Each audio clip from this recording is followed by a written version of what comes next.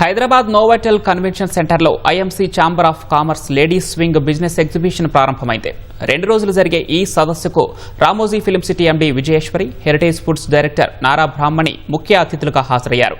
ఇప్పటి వరకు ముంబైలోనే జరిగే IMC chamber of commerce ladies swing exhibition తొలిసారి హైదరాబాద్లో జరుగుతూ ఉండగా పెద్ద సంఖ్యలో ఔత్సాహిక మహిళా పారిశ్రామికవేత్తలు హాజరయ్యారు.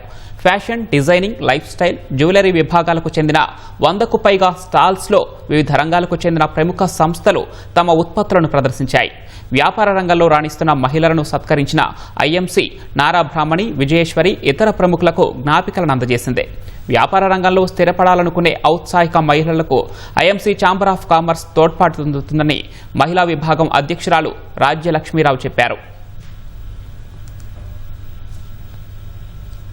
38 ఏళ్ళు బాంబేలో చేసేవాళ్ళం.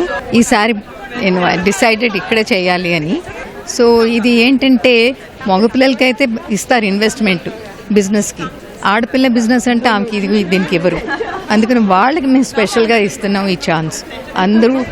అందరూ వచ్చిన వాళ్ళందరూ ఒక్కొక్కళ్ళు వాళ్ళ స్టోరీస్ చెప్తారు.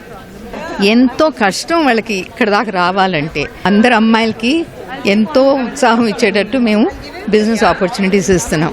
ఇచ్చిన తర్వాత వాళ్ళు దాన్ని ఎలా సేవ్ చేసుకోవాలో నేర్పిస్తున్నాం. ఫైనాన్షియలీ ఎంపవర్డ్గా ఉండాలి అని.